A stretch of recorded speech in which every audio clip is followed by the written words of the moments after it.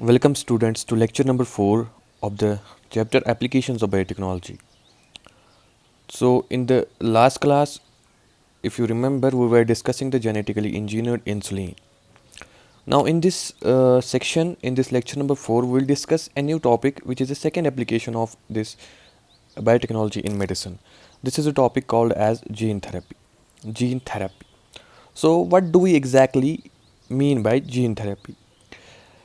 If I define it, you will easily understand it. आपको सीधे समझ आएगा जब मैं इसको डिफाइन करूँगा. It is simply replacement of a non-functional or what can we call as defective gene by a functional gene. ठीक है. इन एनी जेनेटिक डिसऑर्डर.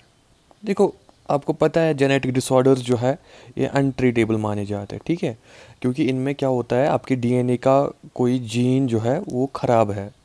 ठीक है, तो कोई जीन डिफेक्टिव है, आपका कोई जीन डिफेक्टिव है एंड उस जीन डिफेक्टिव जीन की वजह से आपको डिजीज़ है, दैट्स कॉल्ड जेनेटिक डिजीज़. ठीक है, तो यूजुअली हम बिफोर द ये जो gene editing recombinant DNA technology जो है या जो स्प्लाइसिंग टेक्नोलॉजी है या जीन एडिटिंग टेक्नोलॉजी है, इससे पहले हम इनको इनक्रेडिबल मानते थे. हम कहते थे कि हम इनको ट्रीट नहीं कर सकते. ठीक है, क्योंकि अल्लाह ताला ने वहाँ से ये जीन रखा है डिफेक्टिव, तो हम इसको कुछ नहीं कर सकते. ठीक है, लेकिन with the advancement of the G this biotechnology या रिकम्बिनेंट डीएनए टेक्नोलॉजी और जीन साइलेंसिंग टेक्नोलॉजी, ठीक है, तो हम अब क्या कर सकते हैं, हम अब रिप्लेस कर सकते हैं उस नॉन, मान लो ये आप वो डीएनए है, ये किसी का डीएनए है. ठीक है, इसको यहाँ पे ये नॉन फंक्शनल जीन है, ये डिफेक्टिव जीन आ गया है, इसकी म्यूटेशन आ गई है. ठीक है, तो अब हम क्या कर सकते हैं, इस जीन को बाहर निकाल सकते हैं, एंड यहाँ पे एक फंक्शनल जीन डाल सकते हैं. ऐसे मान लो ये ग्रीन कलर का जो है ये फंक्शनल जीन है. ठीक है, यही डिफेक्टिव जीन को रिप्लेस करना बाय फंक्शनल जीन. ठीक है, so in order to treat a genetic disease, इसी को हम बोलते हैं जीन थेरेपी. एंड ये भी आपको जेके बोस में क्वेश्चन आता है, इसलिए आप ध्यान रखोगे. ठीक है, तो क्या बोलोगे आज के बाद, replacement of non functional gene by functional gene any genetic disorder. ठीक है, तो डेफिनेशन तो इतनी ही जाती है, लेकिन देखो बिगिनिंग के बारे में हमें कुछ याद रखना है, जीन थेरेपी कब स्टार्ट हुआ. ठीक है, याद रखिएगा आप. ठीक है, जो first gene therapy was given to a 4-year-old girl. एक 4-year-old गर्ल थी. ठीक है, इसी को पहली जीन थेरेपी दी गई इन 1990. ठीक है, this was the first human to get gene therapy. ठीक है, ये पहला ह्यूमन था, ये 4-year-old गर्ल जो है ये पहली ह्यूमन थी जिसको जीन थेरेपी मिली, एंड 1990 में मिली, आपसे पूछा जा सकता है. ठीक है, अब इस गर्ल को कौन सी जेनेटिक डिसीज़ थी, she was suffering from this girl was suffering from a disease she was suffering from a disease called SCID. What do you mean by SCID? SCID means severe combined immunodeficiency.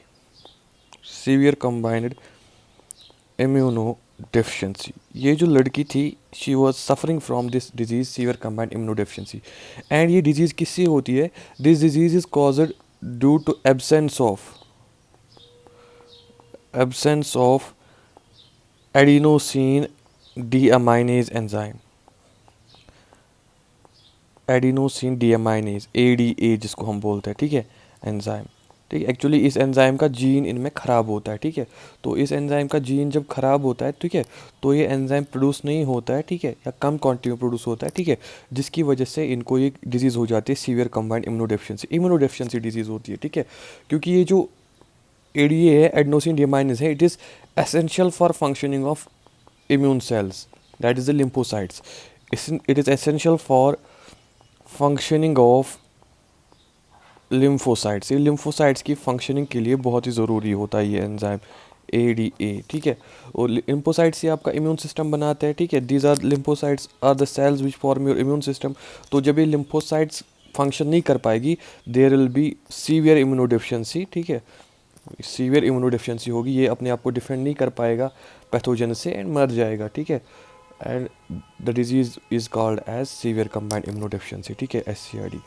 तो इसी severe combined immunodeficiency disease के लिए पहली gene therapy दी गई एक 4 year old girl को 1990 में, ये आप याद रखोगे। एंड सीवियर कंबाइंड इम्यूनोडेफिशिएंसी में क्या होता है, इसमें डिफिशिएंसी होती है एक एंजाइम की, what is that enzyme called as adenosine deaminase. I hope आपको समझ आ गया होगा, ठीक है। अब आप याद रखो, ठीक है। देखो, इनिशियली बिफोर जीन थेरेपी, ठीक है, जीन थेरेपी से पहले, बिफोर जीन थेरेपी, ये जो AD है, ये जो SCID है ना, it was treated by two, ठीक है, या SCID was treated by two treatments, ठीक है, या there were two treatments for SCID, ठीक है। दो ट्रीटमेंट्स SCID के लिए थे, सीवियर कंबाइंड इम्यूनोडेफिशिएंसी के लिए थे। एक तो था bone marrow transplantation, bone marrow transplantation, ठीक है, ये कर सकते थे, ठीक है, प्लांटेशन, ठीक है। और दूसरा था एंजाइम इंजेक्शंस। ये आपको बोल सकते हैं, आपको क्वेश्चन आ सकता है बिफोर जीन थेरेपी इस डिजीज़ को कैसे मैनेज किया जाता था।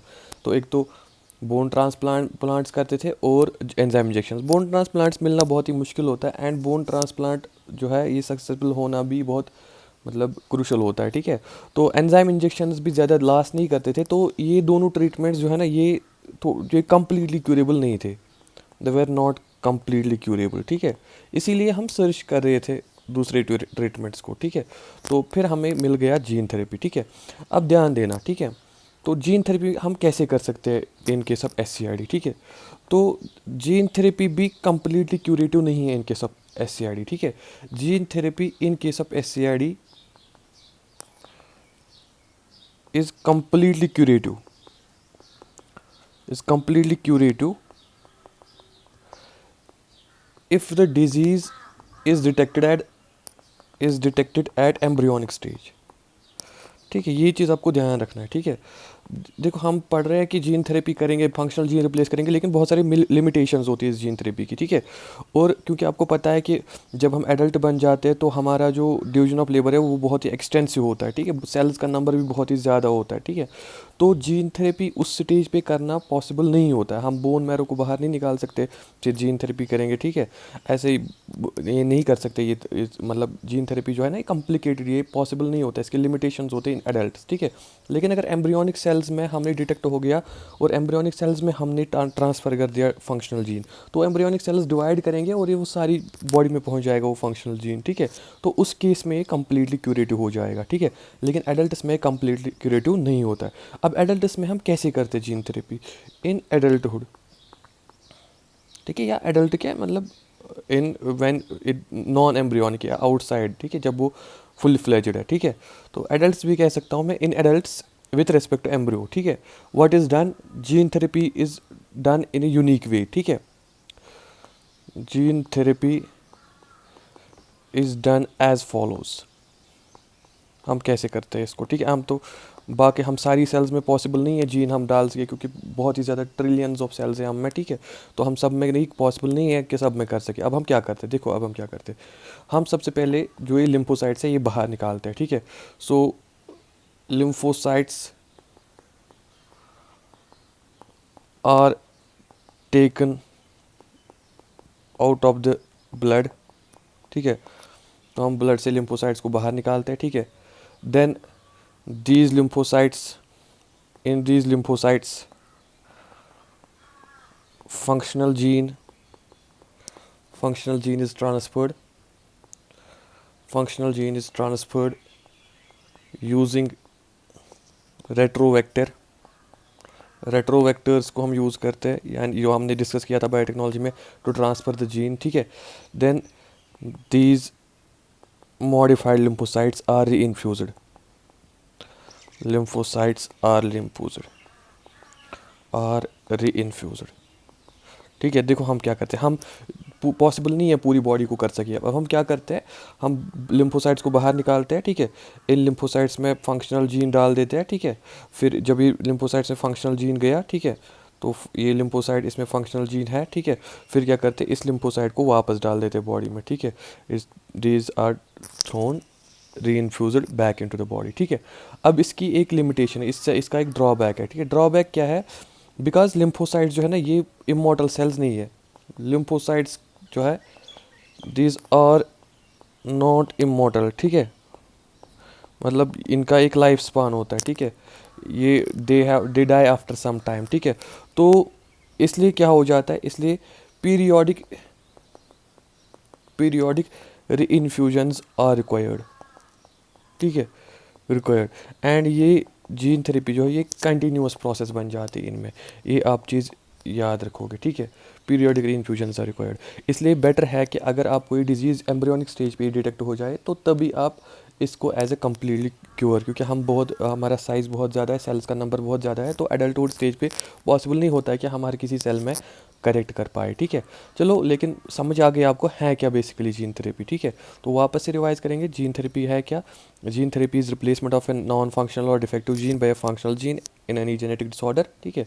और पहली gene therapy 4 year old girl को दी गई 1990 में, and that girl was suffering from SCID, severe combined immunodeficiency.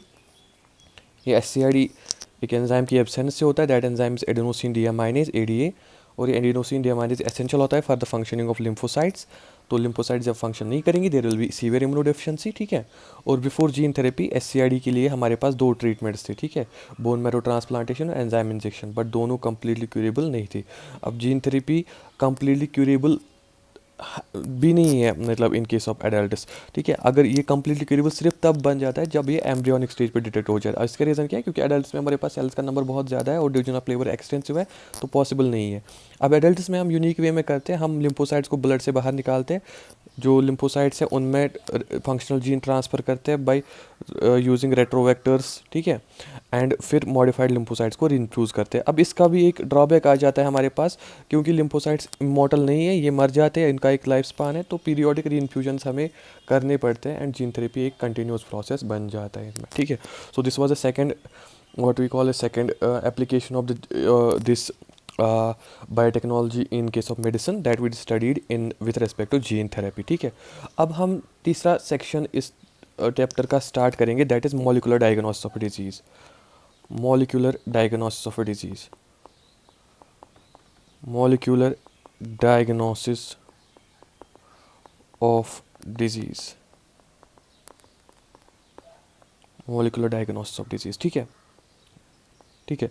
इससे इसको मैं आपको जो आप आज तो आप इसके साथ फैमिलियर ही हो। अब आज हम कोरोना वायरस के लिए वो रैपिड टेस्ट करते हैं, ठीक है, वो RT-PCR करते हैं, दे आर ऑल RT-PCR, ठीक है, करते हैं आप, ठीक है, रैट करते हो आप, ठीक है। ये जो कोरोना वायरस के लिए टेस्ट होते हैं, ठीक है, ये भी खुद ये भी यही मॉलिक्यूलर डायग्नोसिस ऑफ डिजीज़ है, ये इसी की एग्जांपल है, ठीक है। अब देखो, मैं आपको इससे पहले आप ये समझो, मैं आपको नेचुरल कोर्स ऑफ डिजीज़ समझाता हूँ, ठीक है। मैं मान लो ये कोई पैथोजन है, जिससे पैथोजन, ठीक है, और ये मान लो ये कोई इंसान है, ठीक है,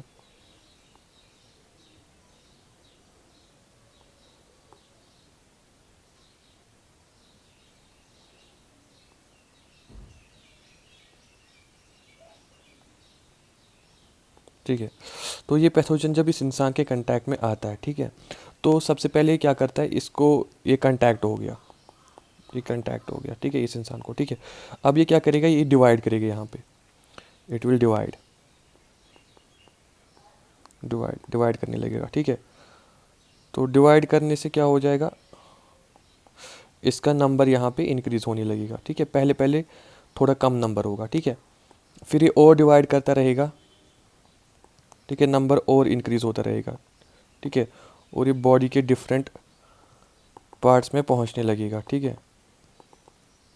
फिर ये और डिवाइड करेगा और नंबर और इंक्रीज होता जाएगा, ठीक है, ठीक है। एंड एक टाइम पे इसका नंबर इतना इंक्रीज हो जाएगा कि इसकी बॉडी फंक्शनिंग पे असर डालने लगेगा, ठीक है, and this person will start feeling the symptoms, ठीक है। ये जो टाइम है ना, यहाँ से लेकर यहाँ तक, ये जो यहाँ से लेकर यहाँ तक टाइम है, इसको बोलते हैं इंक्यूबेशन पीरियड, इंक्यूबेशन पीरियड। ये जो टाइम है कंटैक्ट से लेकर सिम्टम्स के आने तक, इसको बोलते हैं इंक्यूबेशन पीरियड, ठीक है। और इस इंक्यूबेशन पीरियड, ये सिम्टम्स आने तक ये वायरस बहुत ही ज़्यादा नंबर में इंक्रीज़ हो गया होता है, इसने बहुत ज़्यादा डैमेज कर दिया होता है, ठीक है। तो हमें पता चलता है तभी जब ये सिम्टम्स, ये कंटैक्ट का हमें पता नहीं होता, लेकिन हमें पता चलता है तब डिजीज़ हो गई है जब इसको कंटैक्ट हो गया था, जब इसके सिम्टम्स आते हैं, ठीक है। अब हमारा focus in these recent years, हमारा फोकस इस सब पे रहा है कि इससे पहले हम कैसे डायग्नोज कर सके, ठीक है। अब देखो बायोटेक्नोलॉजी की कुछ टेक्निक्स हैं जो हमें इसमें मदद देते हैं। देखो जब ये कंटैक्ट में गया इसके, ठीक है, जब ये कंटैक्ट में गया तो ये वायरस इसके अंदर गया तो वायरस डिवाइड करने लगेगा, तो वायरस के का डीएनए प्रेजेंट है अब ब्लड में, ठीक है, लेकिन सिम्टम्स नहीं है। तो हम यहाँ पर एक टेक्निक को यूज़ कर सकते हैं, दैट इज़ द पीसीआर, ठीक है, पीसीआर और न्यूक्लिक एसिड हाइब्रिडाइजेशन, ठीक है। ये दो टेक्निक्स है जिसको हम यहाँ पे यूज़ कर सकते हैं, इन दो टेक्निक्स को, एनएएच और पीसीआर को, ताकि हम ये जो जेनेटिक मटेरियल इसका फ्लोट कर रहा है यहाँ पे उसको डिटेक्ट कर सके। प्लस जब ये यहाँ पे डिवाइड कर रहा है ये, तो इस वक्त यहाँ पर इसके पार्टिकल्स, ये मान लो ये वायरस है, ठीक है, वायरस के ऊपर प्रोटीन्स होते हैं बाहर से कुछ, ठीक है, तो जब भी डिवाइड कर रहा है तो इसके प्रोटीन्स भी फ्लोट कर रहे होते हैं, ये प्रोटीन्स भी फ्लोट कर रहे होते हैं इस ब्लड में, ये spike proteins for example in case of corona virus, ठीक है। तो ये स्पाइक प्रोटीन, मान लो ये स्पाइक प्रोटीन्स है ग्रीन कलर के, तो हम इनको भी एक टेक्निक से डिटेक्ट कर सकते हैं, दैट इज़ कॉल्ड एलाइजा, ठीक है, ALISA, ठीक है। या जब भी अब मतलब जैसे जैसे इन्फेक्शन हो रहा है इसका इम्यून सिस्टम भी एक्टिवेट हो रहा होगा और इम्यून सिस्टम एंटीबॉडीज़ प्रोड्यूस करने लगेगा, ठीक है, तो उन एंटीबॉडीज़ को भी हम इस एलाइजा से डिटेक्ट कर सकते हैं, ठीक है। तो देखो before the symptoms we are able to diagnose the disease by recognising some of the chemicals or the particles of this virus of this pathogen, ठीक है, एंड इसी को बोलते हैं molecular diagnosis of the disease, ठीक है, that is diagnosis of the disease before the appearance of the symptoms, ठीक है। आई होप आपको समझ आ गया होगा। मैंने बोला जब भी पैथोजन का कंटैक्ट आएगा तो वो डिवाइड करने लगेगा बॉडी में, जब वो डिवाइड करने लगेगा तो उसका जेनेटिक मटेरियल वो अपने नंबर में इंक्रीज़ होने लगेगा, एंड एक वक्त पे उसका नंबर इतना इंक्रीज़ हो जाएगा कि सिम्टम्स अपीयर होने लगेंगे, ठीक है। अब ये जो सारा टाइम है इसको इंक्यूबेशन पीरियड बोलते हैं, इसमें हमें पता ही नहीं होता है कि इसको डिजीज़ हुई है कि नहीं हुई है, हमें सिर्फ सिम्टम्स भी पता लगता है, लेकिन सिम्टम्स के वक्त उसको बहुत ज़्यादा डैमेज हो गया होता है। तो अब मैंने क्या बोला, हमारे पास कुछ टेक्निक्स है जिनसे हम इससे पहले ही डायग्नोज कर सकते हैं, ठीक है। लाइक हम ये जेनेटिक मटेरियल जो इसका ये डिवाइड कर रहा है तो इसका जेनेटिक मटेरियल होगा, उसको हम एम्पलीफाई कर सकते हैं पीसीआर से और डिटेक्ट कर सकते हैं एंड न्यूक्लिक एसिड हाइब्रिडाइजेशन से, ठीक है। तो लाइक जो इसके एंटीजन पार्टिकल्स होंगे, जिसके सरफेस पार्टिकल्स होंगे, वायरस के कुछ प्रोटीन्स फ्लोट कर रहे होंगे, उस जिनको हम एंटीजन्स बोलते हैं, या पैथोजन के कुछ प्रोटीन्स, उनको हम एलाइजा से डिटेक्ट कर सकते हैं, ठीक है। जो आप रैट करते हो वो वही टेस्ट होता है, एंड ये जब इम्यून सिस्टम हमारा एंटीबॉडीज़ बनाने लगेगा उनको भी हम डिटेक्ट कर सकते हैं और वो भी एलाइजा से करते हैं, ठीक है। तो शॉर्ट में अब हम डिफाइन करेंगे मॉलिकुलर डायग्नोसिस क्या होता है, ठीक है। So molecular diagnosis is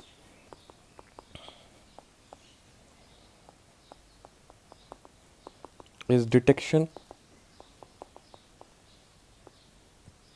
of infectious disease,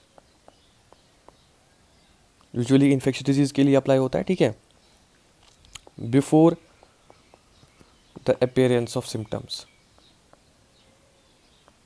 symptoms के बाद भी कर सकते हैं लेकिन, और आफ्टर इट भी कर सकते हैं, लेकिन मेन पर्पज़ है, होगा उसके बाद भी, लेकिन मेन पर्पज़ है कि हम अपीयरेंस सिम्टम्स से पहले, तभी तो फ़ायदा आएगा ना, तभी तो हम कुछ कर सकते हैं सिम्टम्स से पहले, ठीक है। हम कुछ अगर ड्रग्स होंगे अवेलेबल इसके लिए तो हम कुछ ड्रग्स दे सकते हैं या मेडिकेशन दे सकते हैं, ठीक है। अब कौन कौन सी टेक्निक्स है, there are three techniques which are mentioned in your, बहुत सारी टेक्निक्स है लेकिन three techniques are mentioned as per NCERT, ठीक है। ज़्यादा डिस्कस नहीं है, थोड़ा प्रिसाइज डिस्कशन हमें करना है इसमें, ठीक है। तो सबसे पहली टेक्निक है दैट्स कॉल्ड पीसीआर, जिसको हमने पढ़ा बायोटेक्नोलॉजी में, ठीक है। तो पीसीआर क्या है, पॉलीमरेज चेन रिएक्शन, ठीक है। अब क्या करते हैं हम पीसीआर में, ठीक है, हम एक सैंपल लेते हैं, ठीक है, डिपेंडिंग ऑन द वायरस किस सिस्टम को अफेक्ट करता है उसी हिसाब का हम सैंपल लेंगे, ठीक है। So sample is taken from the organ affected by pathogen, ठीक है, ये हमें पता होता है पहले ही, ये किस, और फॉर एग्जांपल हमें पता है अगर कोरोना वायरस चल रहा है हमें पता है रेस्पिरेटरी सिस्टम को अफेक्ट करता है, ठीक है।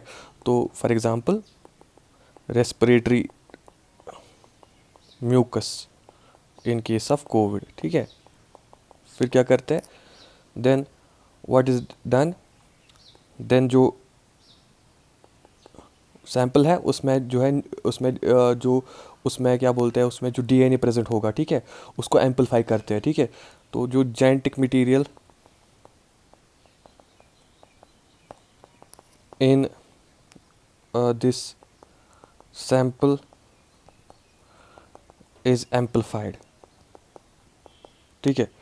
अब अगर नहीं होगा वो एम्पलीफाई नहीं हो जाएगा, ठीक है। हम रैंडमली डाल देते हैं उसमें, हम उसमें मान लो देखो ये आपको ये अपने सैंपल लिया म्यूकस का, ठीक है।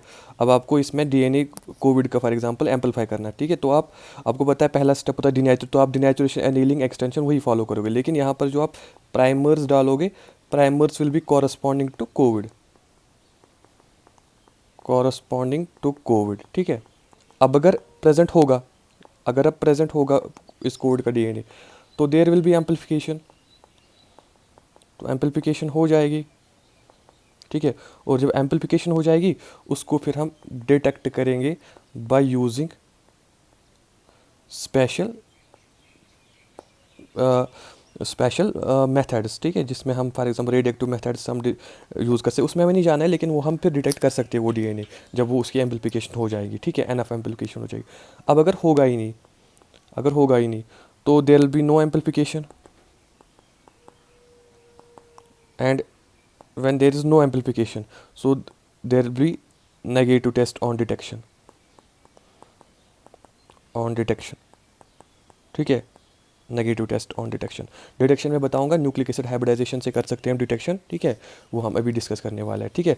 इन शॉर्ट हम पीसीआर में क्या करते हैं, ठीक है, पीसीआर में मकसद होता है हमारा, हम एक सैंपल लेंगे किसी ऑर्गन से जिस ऑर्गन को पैथोजन इफेक्ट करता है, फिर उस सैंपल में से हम डीएनए को एक्सट्रैक्ट करेंगे, जो भी डीएनए होगा, ठीक है, और फिर हम उसको जिस पैथोजन हमें सस्पेक्टेड है उस पैथोजन के कॉरस्पॉन्डिंग हम प्राइमर्स ऐड करेंगे, ठीक है, और एम्पलीफिकेशन होने देंगे। अगर वो पैथोजन का डीएनए इसमें प्रेजेंट होगा तो क्या होगा, वहाँ पर एम्पलीफिकेशन हो जाएगी, ठीक है। एम्पलीफिकेशन अगर हो जाएगी तो उसको हम फिर एम्पलीफाइड डीएनए को डिटेक्ट कर सकते हैं by using various methods like nucleic acid hybridization, ठीक है। अगर नहीं होगा तो वहाँ पर कोई एम्पलीफिकेशन नहीं होगी, एंड जब हम फिर डिटेक्ट करने की कोशिश करेंगे वहाँ पर हमें टेस्ट नेगेटिव आएगा। आया आपको समझ? So this is PCR, how we use PCR to detect the genetic material of the pathogen. ये मैं बोल रहा हूँ कोविड के लिए, बाकी ऑर्गेनिजम्स के लिए भी ऐसे ही होगा, ठीक है। नंबर 2, ये पहली टेक्निक थी। Number two is nucleic acid hybridization. Nucleic acid hybridization, nucleic acid hybridization, nucleic acid hybridization में ये जो मैंने बोला यहाँ पर डिटेक्ट करते हैं यूजिंग स्पेशल मेथड्स, इन्हीं मेथड्स में से एक आ जाता है न्यूक्लिक एसिड हाइब्रिडाइजेशन, ठीक है। इसमें क्या किया जाता है, radioactive complementary DNA sequence, DNA और आरएनए सीक्वेंस, जो भी डीएनए और आरएनए सीक्वेंस इज प्रिपेयर्ड, ठीक है। यूजुअली डीएनए, ठीक है, हम बनाते हैं डीएनए सीक्वेंस इज प्रिपेयर्ड, क्योंकि डीएनए डबल हेलिक्स बनाता है, इज प्रिपेयर्ड, ठीक है। Radio complementary sequence prepared corresponding to pathogenic DNA, ठीक है, ठीक है। फॉर एग्जांपल मैं आपको ये मान लो एक पैथोजन है, ठीक है, इसका जेनेटिक मटेरियल है, ठीक है, और इसका जेनेटिक मटेरियल जब आप बाहर निकालते हो आपको उसमें दिखता है एडेनिन गोनिन, ठीक है। तो आप क्या करोगे, इस एडेनिन गोनिन की corresponding radioactive complementary strand, इसका कम्प्लीमेंट्री स्टैंड क्या बनेगा, एडेनिन के बदले गोनिन के बदले एडेनिन के बदले गोनिन के बदले एडेनिन, ठीक है। लेकिन ये हम यूज़ करेंगे, इसमें हम कोई ना कोई रेडियोएक्टिव मार्कर यूज़ करेंगे। फॉर एग्जांपल फॉस्फोरिक एसिड, इसको बनाने में हमने फॉस्फोरिक एसिड रेडियोएक्टिव यूज़ किया, तो ये जो कंप्लीमेंट्री सीक्वेंस बन गई रेडियोएक्टिव बन गई, ये स्टार से मैं रेडियोएक्टिव बनाऊंगा, दिखाऊंगा इसको, ठीक है। तो ये जो हमने रेडियोएक्टिव कंप्लीमेंट्री सीक्वेंस बनाएगी ना, it is called as probe, क्या बोलते हैं इसको, इट्स कॉल्ड प्रोब, ठीक है।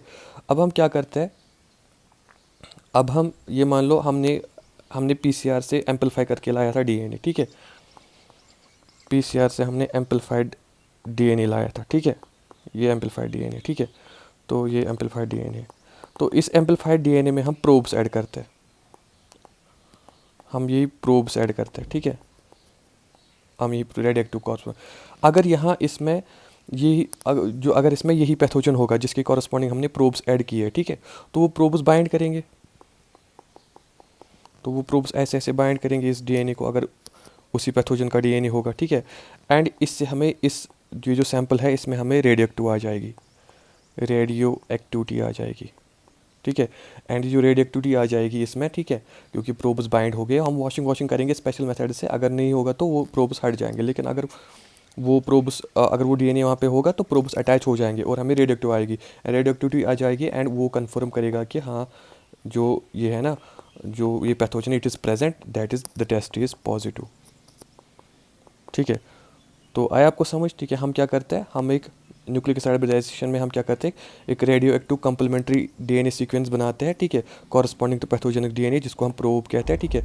मान लो ये एक पैथोजन था, ठीक है, तो इसके अंदर ये डीएनए था, तो हमने इसके कॉरस्पॉन्डिंग ऐसे ही सीक्वेंस बनाई, ये प्रोब बनाया, ठीक है।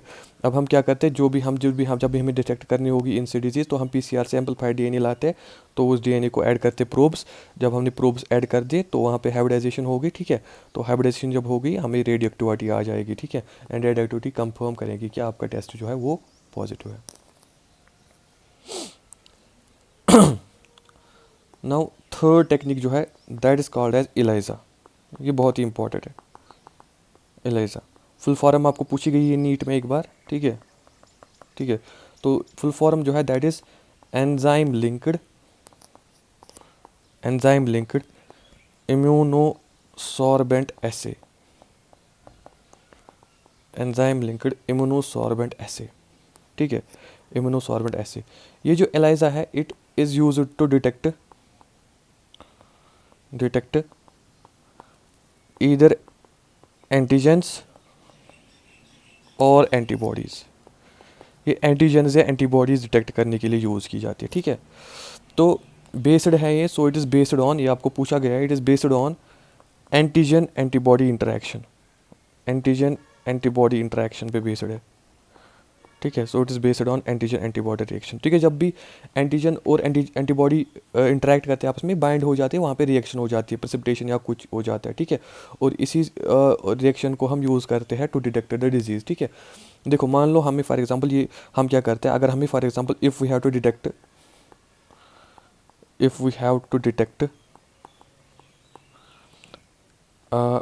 एंटीजेंस, मोस्टली हम एंटीजेंस को डिटेक्ट करते हैं, ठीक है। तो हम क्या करेंगे, हम जो अपना टेस्टिंग किट होता है, जो आपने देखा भी होगा, जो टेस्टिंग किट है, ये मान लो ये टेस्टिंग किट है, इसको हम कोट करके रखते हैं, it is coated with antibodies, it is coated with antibodies corresponding to pathogen. अब कोई पूछेगा ये एंटीबॉडीज़ हमने कहाँ से लाई है, ये हम एंटीबॉडीज़ हमने कहीं से भी लाई हो, किसी ऐसे पर्सन से लाई, ऐसे एनिमल से लाई होगी जिसको इन्फेक्शन हुआ होगा, उसके ब्लड से हमने एंटीबॉडीज़ लाई है, एंड ये एंटीबॉडीज़ हमने क्या कर दिए, हमने इनको कोड करके रखा है इस टेस्टिंग किट को, ठीक है। फिर हम ये अगर हमें इस पर्सन के मैं ये एंटीजन डिटेक्ट करने, तो इस पर्सन से हम सैंपल लाएंगे एंड उस सैंपल को इस टेस्टिंग किट पे डालेंगे, ठीक है, जैसे आपने देखा भी होगा। एंड यहाँ पे अगर एंटीजन, अगर ये इसमें अगर इसमें एंटीजेंस प्रेजेंट थे, इस पर्सन के जो सैंपल है अगर इसमें एंटीजेंस प्रेजेंट थे, अगर यहाँ पर एंटीजेंस प्रेजेंट थे यानी डिजीज़ थी, तो यहाँ पे आपको एक लाइन बन जाएगी, या आप यहाँ पे आपको एक लाइन आ जाएगी, ठीक है, जो आपको दिखाएगी कि हाँ एंटीजन एंटीबॉडी रिएक्शन हो गई है, एंटीजन एंटीबॉडी रिएक्शन हो गई है, ठीक है।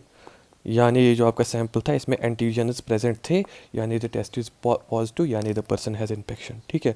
तो ये पहला केस है जहाँ पर हमें एंटीजेंस डिटेक्ट करने होते हैं, तब हम टेस्टिंग किट को कोड करके रखते हैं विथ एंटीबॉडीज़, ठीक है, कॉरस्पॉन्डिंग टू पैथोजन। फिर सैंपल लाते हैं, अगर उसमें एंटीजेंस प्रेजेंट होंगे तो एंटीजन एंटीबॉडी रिएक्शन होगी, इस टेस्टिंग किट में स्पेसिफिक लाइन्स आ जाएंगी, ठीक है, जो हमें ये वो इंडिकेट करेंगे, ठीक है।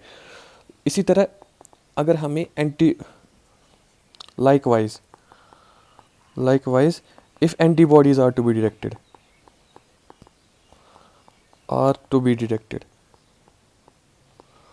then हम क्या करेंगे, जो टेस्ट किट है that is coated with antigens, and same तरह की रिएक्शन हमें ऑब्टेन होगी, ठीक है। लेकिन मोस्टली यूज़ किए जाते हैं एंटीजेंस, ठीक है। यहाँ पर हम नोट करेंगे usually antigen detection tests are used, ठीक है, antigen detection tests are used, ठीक है। एंड इसका सिंपल सा आंसर है, क्योंकि एंटीबॉडीज़ बाद में बनते हैं, पहले एंटीजन्स आते हैं, ठीक है।